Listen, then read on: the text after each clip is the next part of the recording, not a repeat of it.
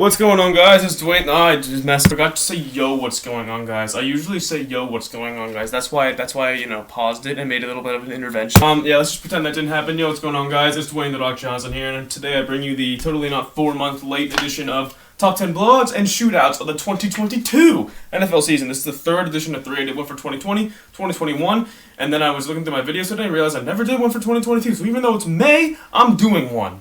So that's pretty cool. Got my little handy-dandy index card with all the things, like all the blowouts and shootouts on it. Also, if you want to skip over the past, the entire intro, that's fine. Go ahead. I'm really going to be talking about nothing except this one thing. Along with the blowouts and shootouts, there's also two other ones, shutouts and ties, but those aren't a top 10 list because there aren't 10 of those. There's 2 ties and 3 shutouts in the NFL this entire year. So I'm just going to go over those really quickly and then get into the list. I don't think I have to say anything else to start. Let's just get into the tie. This is the first time I've recorded a video in front of a camera in, months. I don't know. I just needed to finish the series.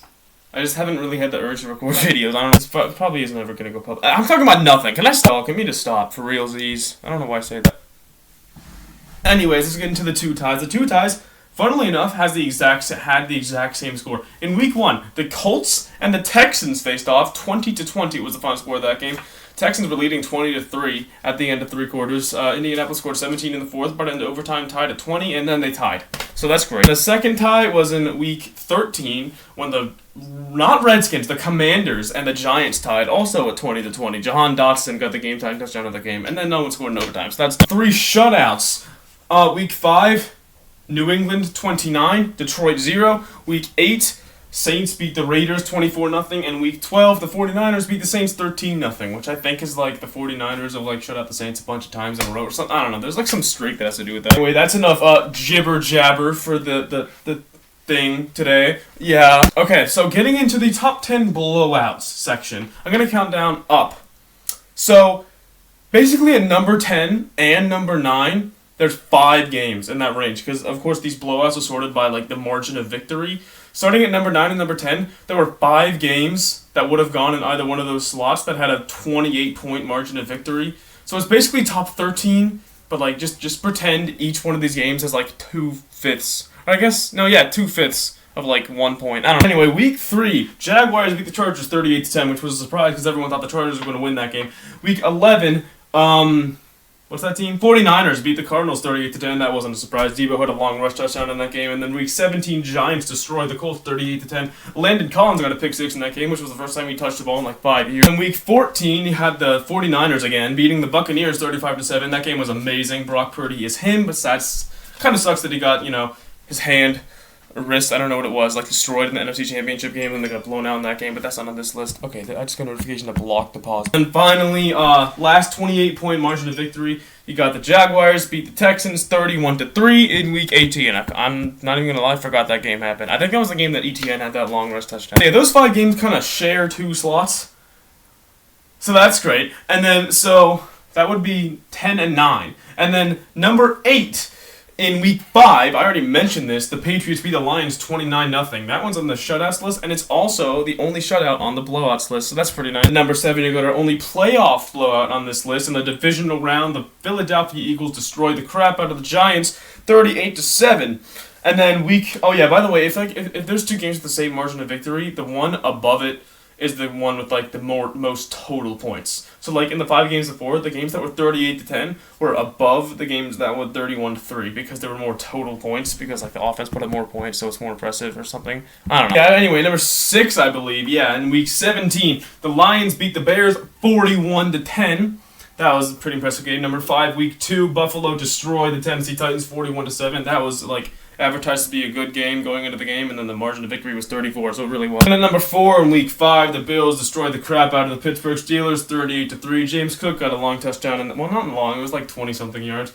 But yeah, he got a touchdown in that game. And then week 13, this was a very interesting game. Number 3, Cowboys beat the Colts 54-19, which was a scoregami game, so that's an added bonus. Number 2 blowout of the season came in week 11 when the Vikings flashed their once every 4 to 5 weeks flash of incompetence. They got absolutely demolished by the Dallas Cowboys. Lost by 37 points, 40-3. Was at home as well, which is embarrassing. That's the game Tony Pollard dropped 37 fantasy points out of nowhere and destroyed my team because I was going against him in 3 leagues that week. Number 1, actually the same margin of victory as the last one, so it's kind of co-number ones. But it's more total points, so it's really number 1. But week 16, Christmas Day, Los Angeles Rams destroyed the Denver Broncos 51-14. The only reason that wasn't 44-14 was because Russell Wilson decided to become Russell Wilson, threw a pick 6 in that game, an 85-yard pick 6 in that game, like with 1 minute left or something. So, yeah, that's the top 10/13/whatever. That's the blowouts.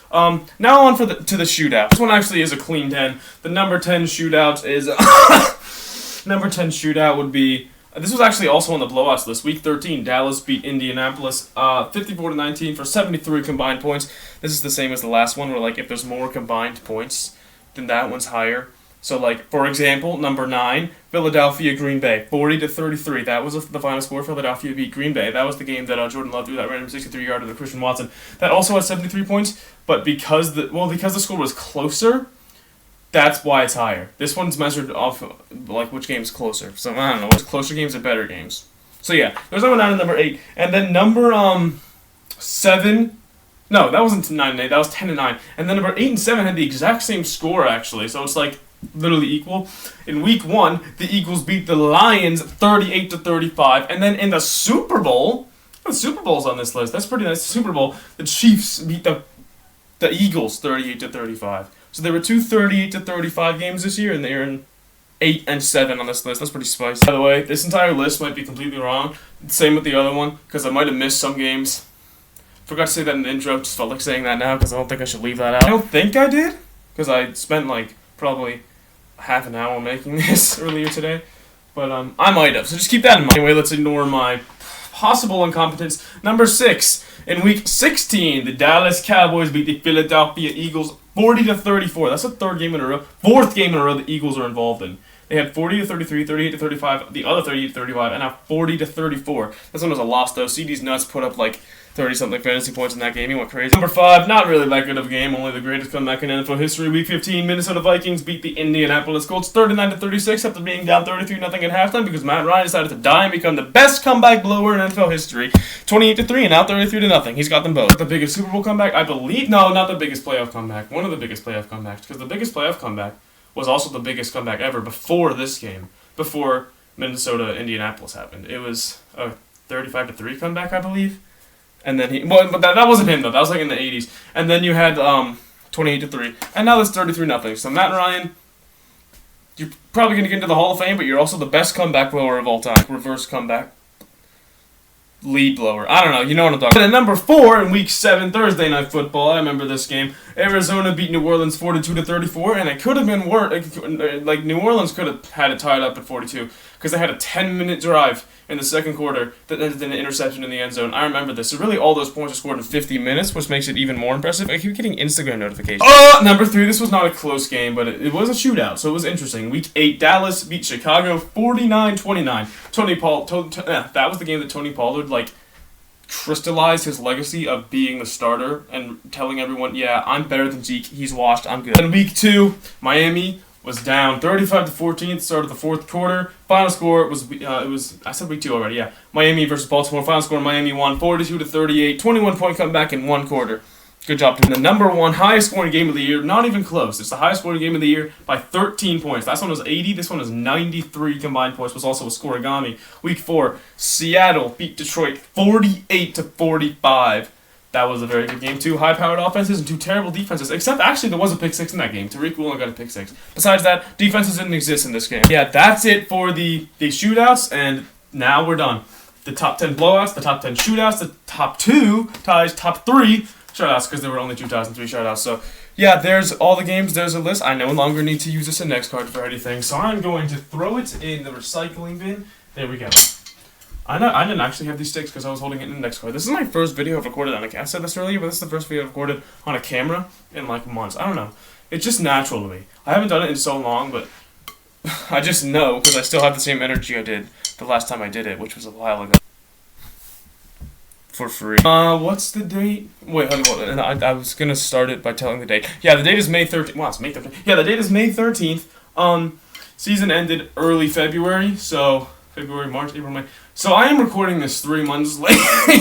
I also have a little bit of a coughing fit. That's fine. I'm recording this 3 months late, but I think that's a fact that we can all come together to just ignore. Let's just say it's not a thing. But anyway, to all my homies out there. I don't know, I'm terrible. You know what? Oh, by the way, schedule release happened a couple days ago. Me and my friends were talking about we might go to the Ravens-Lions game because one of my friends is a Ravens fan. Another one of my friends has a rich dad. So we could get... And also, yeah, the other one of my friends who's friends with a friend who has the rich dad is a Lions fan. And Ravens-Lions play, so we might go to that game and we might get a suite in the stands because of the rich dad. So that's pretty nice. I don't mean to flex on you haters. But yeah, I'm drowning this outro out way too long. I hope you enjoyed this video. Ignore the fact that it's 4 months late. The trilogy is going to end. I'm not going to record any of these sections. I just need to record this one, really. But, that's about it. See ya.